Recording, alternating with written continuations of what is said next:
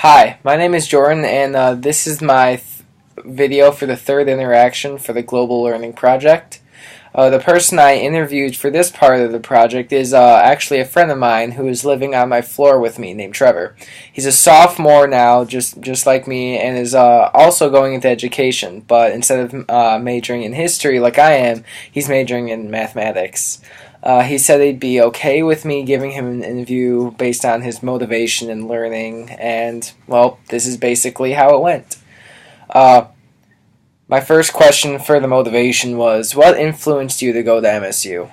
And the first thing he said, well, obviously I wanted to go into teaching, and I knew MSU's teaching program was good, but then again, so was Eastern's, and I was thinking about going that. But what made him choose Michigan State is that he also has a twin brother who was going to go to a university, and his parents basically let him know that they didn't want to send one kid to a small school and another kid to a really big school. So when his brother wanted to go into engineering, his brother went to Michigan, and he thought, well, instead of Eastern, I'm going to go to Michigan State.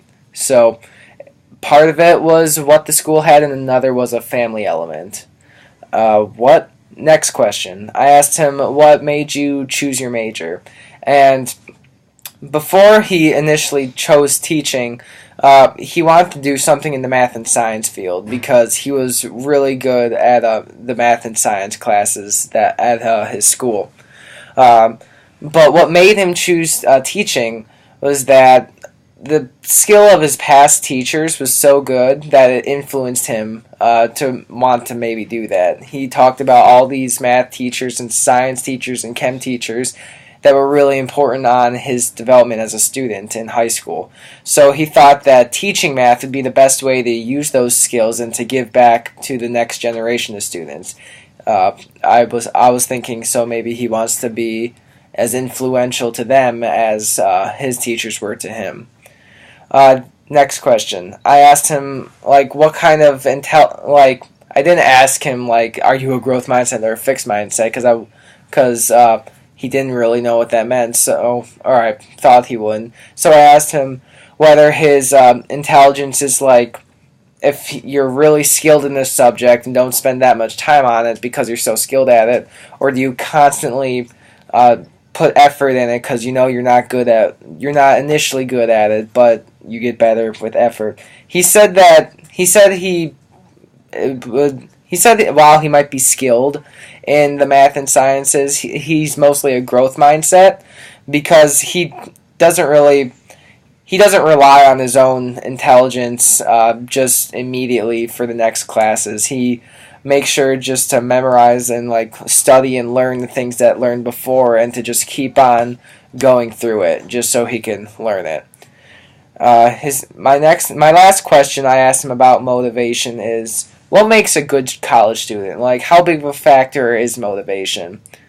He said that's a tough question because he doesn't really consider himself to be that strong of a student, but he says that a strong student can efficiently manage time between classes, between motivating themselves to do classes while also socializing with other people and with the community in East Lansing. I asked him why socialization was that big of a prospect. What if a student only focused on education was doing a good job? He said, well, that's understandable because you're going to college for an education. You're paying all that money just to learn. But to get the full college experience, as he called it, you need to socialize, and you need to find a way just to not focus just on school, but to spend some time with other people, and so you can learn to grow with them. And I thought that was really interesting because I was expecting him just to tell me just education first and study, but no, he gave me one that was both, and I really like that answer. After that, I started asking him about his learning processes. I asked Trevor, how do you study for a class? He chuckled for a second because he said he doesn't study as much as he should, but he studies mainly for the classes that that are going towards his major, and he does that. He told me that he's more of a visual learner rather than an auditory learner because he goes through his own notes. He goes through the teacher's lecture, PowerPoint slides.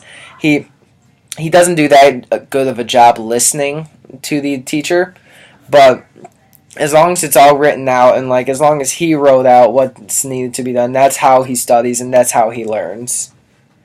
I then asked him, how often do you get distracted?" He said, "Yeah, he told me he does get distracted often, but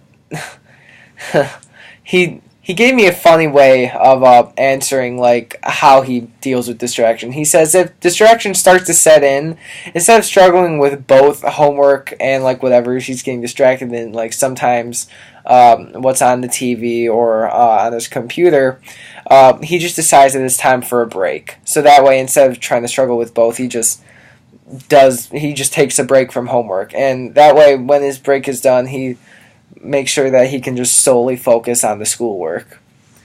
I asked what courses are hardest for him, and he said his hardest courses go towards his major, and he studies for those the same way any class, but again, he's mostly a visual learner. My final question regarding his learning processes and strategies, I asked, do you like studying alone, or would you prefer study groups? And like, he's helped me because he's taken TE 150 before. He's helped me kind of study before, so I thought that he would like working with other people, but it turns out that he prefers studying. He normally studies alone, and he actually prefers it because he feels that he could get distracted when talking with other people, and that instead of studying, conversations can lead towards other things and just more distraction.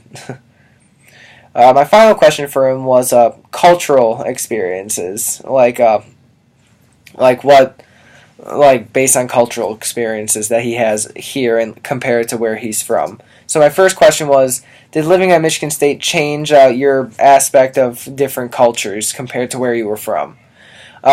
He said compared to where he was from, there was a dramatic change because he lived in a high-income suburban city, and so there wasn't really that much diversity where he was from.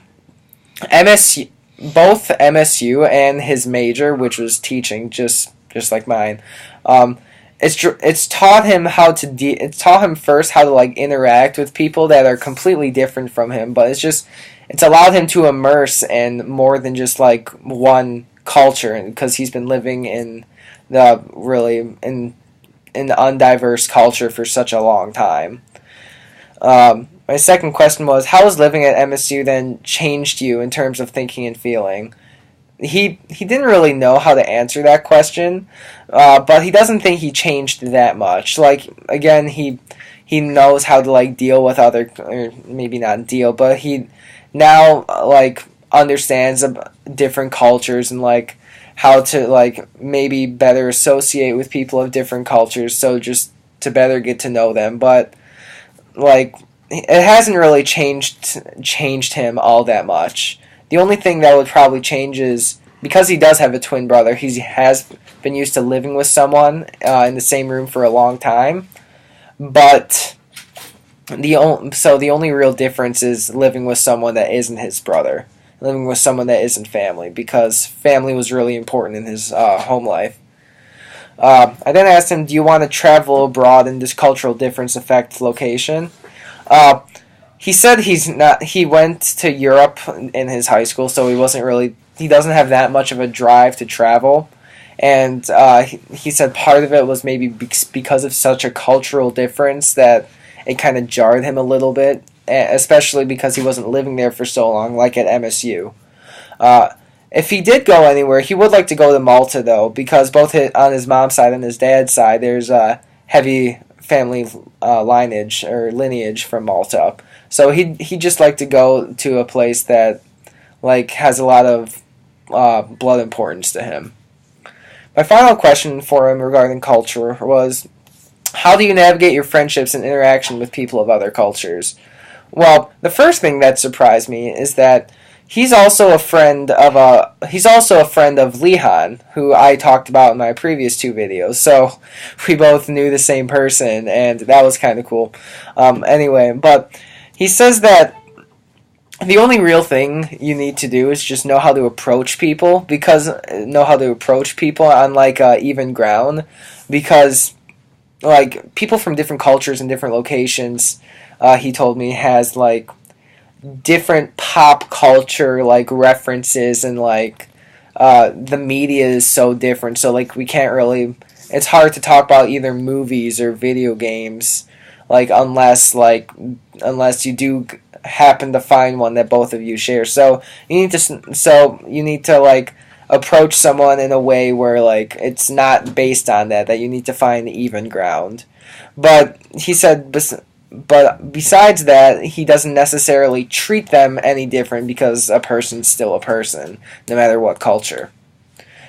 So that was basically all the questions I asked him, and like seeing his perspective, and like most of it was similar to mine, but like how much family is important to him, and how much his family lifestyle has like affected some of his answers, I thought was really interesting.